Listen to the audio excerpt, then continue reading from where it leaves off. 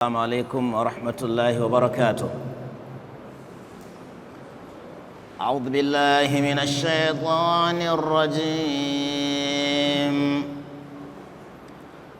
بسم الله الرحمن الرحيم. الحج أشهر معلومات، فمن فرض فيهن الحج فلا رفث ولا فسوق ولا جدال في الحج، وما تفعلوا من خير يعلمه الله، وتزودوا فإن خير الزاد التقوى، واتقون يا أولي الألباب. ليس عليكم جناح أن تبتغوا فضلا من ربكم، فإذا أفضتم من عرفات فاذكروا الله عند المشعر الحرام، واذكروه كما هداكم وإن كنتم من قبله لمن الضالين.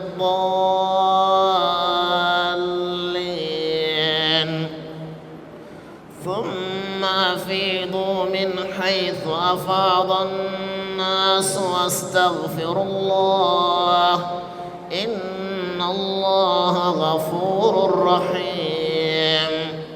فإذا قضيتم مناسككم فاذكروا الله كذكركم آباءكم أو أشد ذكرا. فمن الناس من يقول ربنا آتنا في الدنيا وما له في الآخرة من خلاق، ومنهم من يقول ربنا آتنا في الدنيا حسنة وفي الآخرة حسنة وقنا عذاب النار. أولئك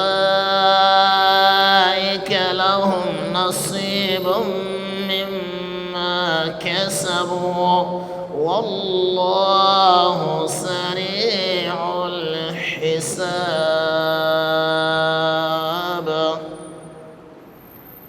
أعوذ بالله السميع العليم من الشيطان الرجيم. بسم الله الرحمن الرحيم. اللهم لك الحمد كما ينبغي لجلال وجهك وعظيم سلطانك. شغفتنا بأن جعلتنا خير أمة أخرجت للناس، وأرسلت إلينا خير رسول أرسلته للعالمين، وأنزلت عليه البينات والهدى تبيانا لكل شيء كتابا فيه نورا وحياة.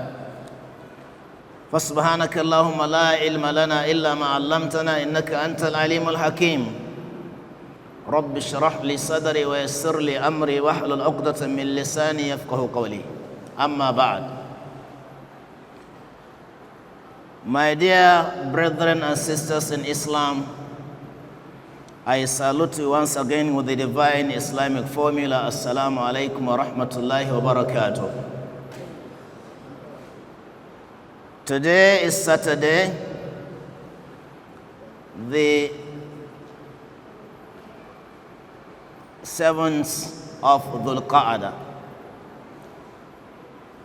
after the hijrah of our noble messenger from Mecca to Medina, 1444 years, the 27th of May 2023 of the Gregorian calendar. We're asking Allah subhanahu wa ta'ala to accept all our good deeds and forgive all our shortcomings and transgressions. After giving thanks to Allah subhanahu wa ta'ala for sparing our lives to witness another occasion in which we used to remind ourselves on this pillar of Islam, that is Hajj. We ask Allah subhanahu wa ta'ala to count us among those that are going to perform this year's Hajj and make it an acceptable Hajj. Oh Allah, we ask you to make it easy for us and to make our Hajj Hajjul Mabrur. I also want to congratulate you as intending pilgrims who are chosen by Allah subhanahu wa ta'ala to perform this year's Hajj. And I ask Allah subhanahu wa ta'ala to make it possible for us, and anything that is going to hinder our Hajj, oh Allah, we ask you for protection against those things. The timetable we have here, the pilgrims, intending pilgrims, are divided into two. There is an English class and Hausa class. But our Malam that is supposed to lead you in English is not yet here. So if those that are handicapped in Hausa language are not many, or they can cope with us, then I can continue in Hausa. Or in other words, if those that are having the good command of Hausa language can also bear with us to continue English, then we can do that before the coming of the teacher or the guide that is going to teach us the Hajj guidance in English. So what do you think we should do? Shall I take it in Hausa or in English? Now, I'm seeking your advice. Suggestion, please. Now, please. Can anyone talk to us now? We should continue in English now, sir.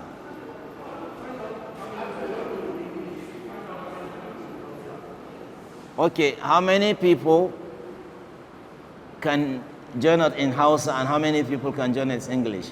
Those that are going for Hausa should raise their hands. Only 2. 3. So all in English. Okay, when he comes, inshallah, we'll continue from where we stopped. Dr. Salim. I have my brother here, Dr. Salim Ibrahim Salman, who is also a Hajj guide and an agent with the BAMAX. He is the chairman, chief executive officer of BAMAX Travels and Tours. You're highly welcome, sir. From the timetable we have here, I would like to start by reading from the timetable. We have 2 sections. Session number 1 is about Hajj, journey of a lifetime, preparations for Hajj, and how to perform Hajj and Umrah. The second session goes for Hajj rites and rituals, types of Hajj, how to perform Hajj, pillars of Hajj, compulsory, prohibited, and permitted acts during Hajj. These are the things, inshallah, will be discussed for this day. May Allah subhanahu wa ta'ala make it easy for us.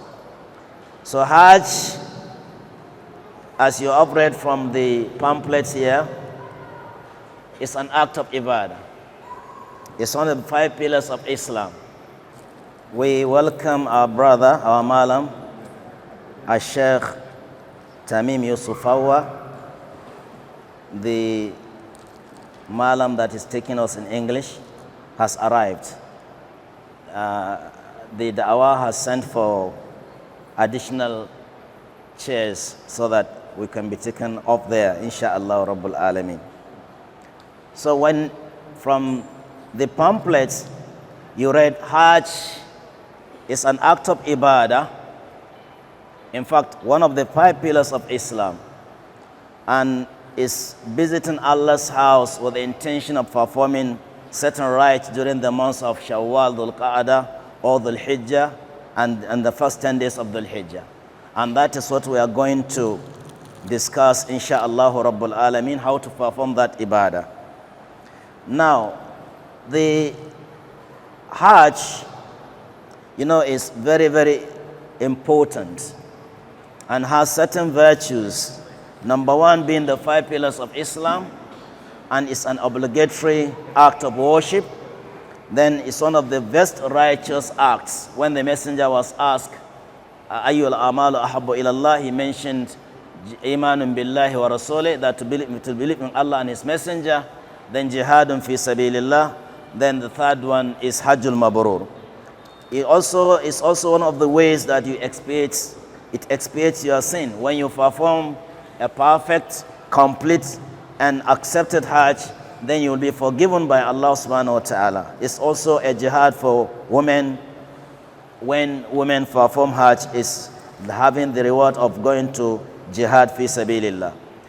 The shortcut to Jannah, as mentioned there, is one of the ways that you get Jannah easily by performing hajj. Hajjul mabrur, laysa lahu jaza'un illa al-jannah. It's also in one of the ways that reminds you of Islamic brotherhood. When you go to Mecca, you find that all the Muslims are there all over the world. They are there to perform the same ibadah, chanting the same slogan, doing the same act of worship at the same time, going for tawaf, going to Mina, going to Arafat, to show that yes, we are one ummah. It reminds you of a unity of Islam. It also reminds you that Allah is the only one to be worshipped. Everyone there is chanting the same slogan, Labbaik Allahumma labbaik, labbaik la sharika lak, labbaik innal hamda wan ni'mata lak wal mulk la sharika lak. It also reminds you of the scenery of the Day of Judgment by mere seeing how the people are coming, when they are coming from Arafat to Muzdalifah, to where you are standing the Jamrah. It's just like the coming of the people from their graves to the Universal Assembly. It reminds you of the Day of Judgment. It also gives you the opportunity to visit 2 of the 3 holy masajids that Messenger Sallallahu Alaihi Wasallam said we should visit for additional rewards. It gives you the opportunity of multiplication of your rewards by having 100,000 times or over. That is, when you pray in the Masjid al-Haram, it's more than praying in any other masjid for more than 100,000 times. In the Masjid al-Nabi, it's more than 1,000. Then it also reminds you of spirituality of Islam, and it's a unique ibadah. So now, going by the preparations, since we have heard what Hajj is and some of the virtues of Hajj, because we are trying to make it to summarize, because we are already late. Instead of starting by 9, we are starting by after 10. So one of the preparations that we are supposed to be making for this Hajj is, number 1, taqwa. That the best you can take to Hajj is taqwa, the fear of Allah. Don't you ever go to Hajj without taqwa. Because even Allah mentioned that the best provision you can ever take to perform Hajj is taqwa.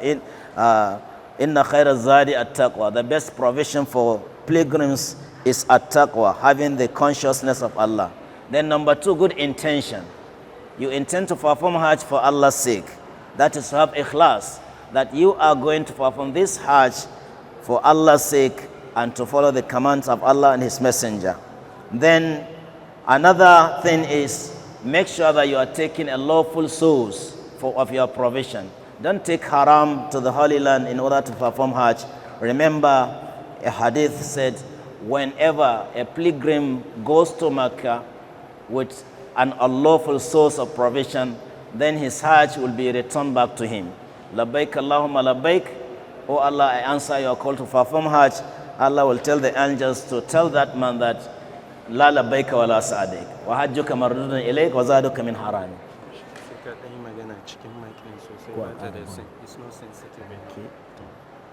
So, labbaik Allahumma labbaik, oh Allah, I answer your call. You'll be told that your call is not answered. Your Hajj is not accepted. It's returned back to you. Why? Because you have a source. You source your provision from a lawful way. That is illegal source, haram. May Allah subhanahu wa ta'ala protect our iman and cleanse our hearts. Another preparation that we are supposed to be making during this journey is also, you provide for the family. Please, There are some people that will be leaving behind their family with no provision for their food. They are the most important part of your life. Allah is going to ask you for what you have done. So make sure that you provide for the family before embarking on this spiritual journey. Another thing is try to settle any debt. If you are owing, please try to settle the debt before embarking on the journey. Because you don't know whether you are coming back or not. This is a journey that requires you to leave your home, leave your country for another country. So please try as much as you can to settle. Where maybe it's such a debt that cannot be settled at once, maybe it's either that of the bank or maybe cooperative or whatever, then you leave behind a will that please, if I'm not back, if I'm dead, please do this on my behalf. Settle this one for my behalf. Try to say goodbye to people and reconcile with people. Don't go with enmity that you hate someone because it may be the last time you are seeing him.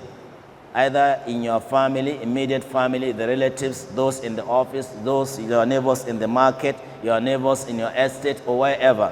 Please try to settle the dispute between you and them, and at the same time reconcile with them before embarking on this journey. Seeking Allah's forgiveness is one of the preparations. Istighfar. Try to make a lot of istighfar. Seek Allah's forgiveness. Istighfar is one of the ways that open for the pilgrims a way of mercy, attending the favors of Allah subhanahu wa ta'ala. Seek Allah's forgiveness and do a lot of dua that may Allah make your Hajj Hajjul Mabrur. Because it's only Allah that can make it easy for you, because He is the one that commands the Hajj and He is the one that accepts the Hajj, and He is also the one that can make that Hajj to be an easy one.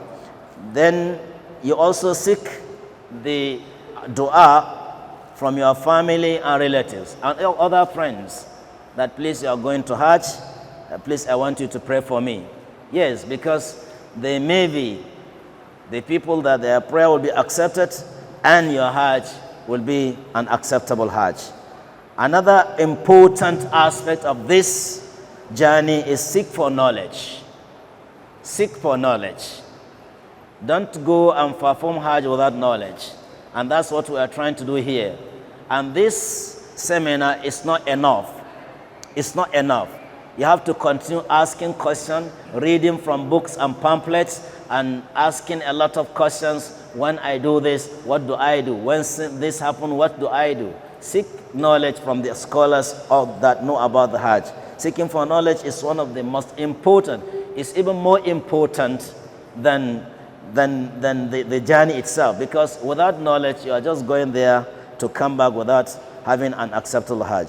Then repentance. Repent to Allah from whatever you think you are doing that is not good. Then increase your good deeds. The righteous deeds should be increased so that it gives you certain training that when you go to there, you will not be lazy. Start doing some nawafil and start exercising your body. By doing this, when you go to the Holy Land, it will be easier for you.